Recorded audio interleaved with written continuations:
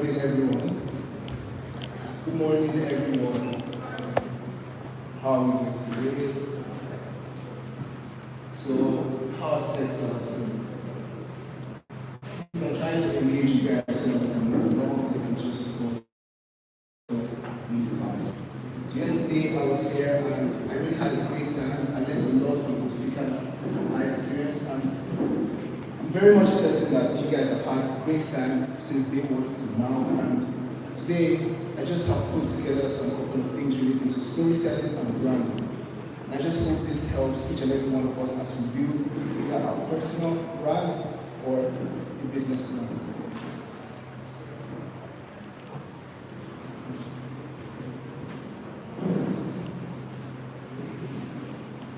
Okay, before we have all of this ready, we're going to talk about storytelling and branding. First off, why does a brand exist?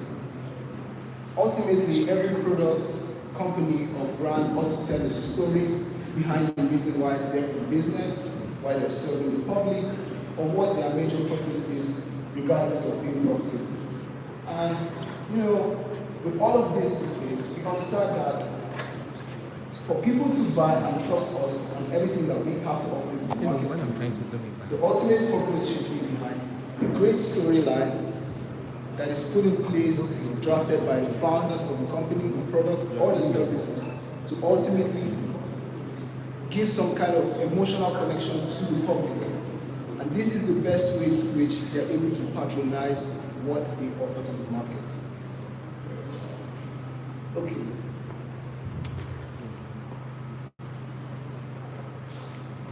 This next slide, please. Once I do see this work.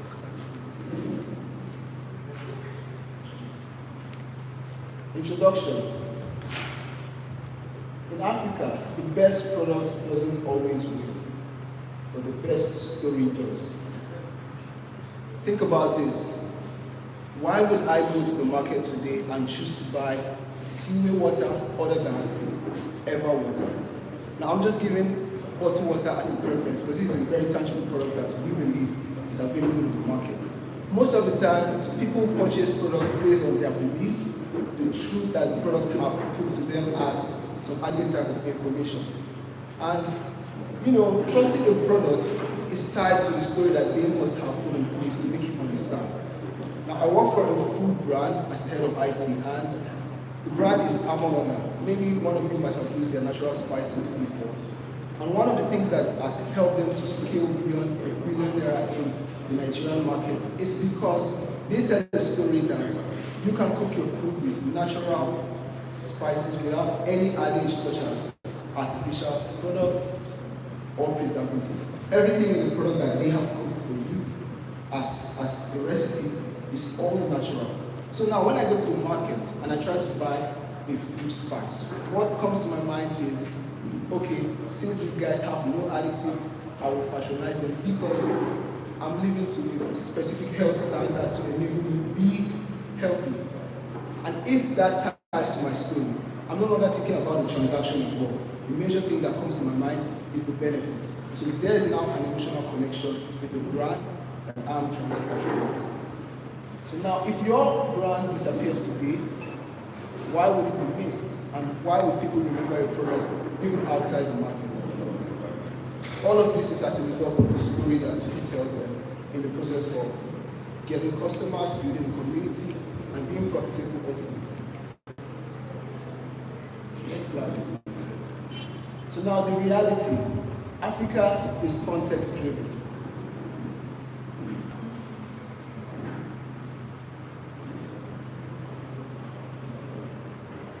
Okay, let's explain this. The low trust economy is as a result of the fact that people buy based on trust. And now the essence of storytelling is to enable you get the trust of people and bring the idea of branding of a business to the regular people's perspective. If I go to the marketplace and I believe that me patronizing a product today is because I resonate with that product as a person, there is now a connection to enable my purchase more adequately. You can think about this even in the level of a digital product. So many times, we Nigerian developers or builders, we try to build very conceptual type of products, and we position ourselves very much for the global market. But if you think about this, positioning yourself for the global market is ideal. But first off, when you try to pluck the fruit from a tree, the first thing you try to do is pluck the fruit that's closest to you. And since we're in the African market, we need to understand that bringing ourselves to the locality and the reality of our position will ultimately help us scale even beyond the borders. We can think locally, position ourselves in the most local manner to enable us to be profitable. I'll give an instance for a product like Waka Now. If you think about the way they make the product, it's very local. Anybody can understand what are they trying to pass across. Okay, Waka Now is a travel tech, right? And you'd be surprised that they've been able to raise about $40 million, even as a local brand. Even regardless of how they position themselves, they speak pidgin when they make their ads, and so many other things. Yes, they have gone global today, but they started with a very local type of perspective, which have helped them, take up all of the low-hanging fruits before they go global. Further, we have word of mouth is king. So now the only reason why someone else would tell their fellow friends or relatives about your product or service is because of how adequately you have served them in the market.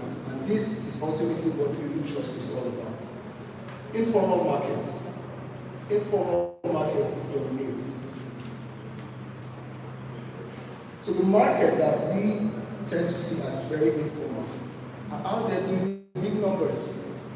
You'll be surprised today that there are so many businesses doing huge numbers, even outside of the tech space. But so many times we ignore them because we think it's just informal. And most of their own marketing strategies is not given to the highest form of people. It's very informal, casual, and as long as they resonate to the locals around, that's just a great way to put your products out there. And we have culture and community matters deeply. In the aspect of culture and community, relating to the people in their tribes, languages, and general community matters deeply, because this is the only way you get to the lowest and the most, not very sophisticated type of person to understand exactly what you're building and trying to pass across. Next slide, please. So what is storytelling? Storytelling is not once upon a time. It's not long emotional posts trying to grab your listeners' attention with details of stories as to why they should buy your product. Storytelling is the art of drafting curated content behind your product and services, telling people why you exist, why you're in the market, and what is the purpose of you doing business. These are the type of stories that enable people to patronize all the work that you have and everything you put out to the market. We'll start with the core elements. We have the origin. Now, for origin, storytelling behind the origin tells people why you start building your products in the first place. Why am I in the market? What has been the reason why I've decided to take the route of becoming a founder, to build a digital product, to put myself out there rather than to serve a 9 to 5? The next thing we have in relation to the origin is what problem do I see? For me to even start in the first place, I must have understood that there's a problem in a certain aspect that I want to solve or benefit from. So with that problem being identified, that's umbrella to an ultimate storytelling in the aspect of origin. Now we move to struggle. What are the challenges that I have faced personally that I want to find a solution for? I have a friend, currently he's in Dubai, but while he was in Nigeria, he traveled for a tech conference in Rwanda. And the major issue that he experienced was being unable to convert his naira into the currency of the country that he was. He had millions of nairas, but when he traveled there, all of those money were useless because he couldn't convert it to the currency in that country. So the only way he was able to solve that problem was when he then found a fellow Nigerian that was there, that was able to take his naira and then convert it into the currency of that country. That experience and challenge or struggle that he experienced was the major reason why he then co-founded the tech startup Empowerment that enabled you to convert your naira to any country, to any currency of any country that you visit. We also have a subsidiary that enables you to convert your cryptocurrency to to any individual currency in any country that you are. So you see, the pain point was there, and he, as a beneficiary of that challenges, became the propeller to the product. So that's an example of the struggle. Another thing we have is people connect with struggle rather than success. Every time we think about the big players out there, we talk about Elon Musk, Zuckerberg, we always see them to be up there.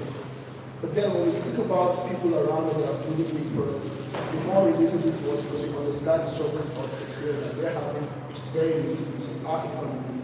And then we look at them as some kind of propeller to all of the actions that we take to enable us to do. So your story ought to be from some type of struggle type into the success, so that you're able to resonate with the long run in the future.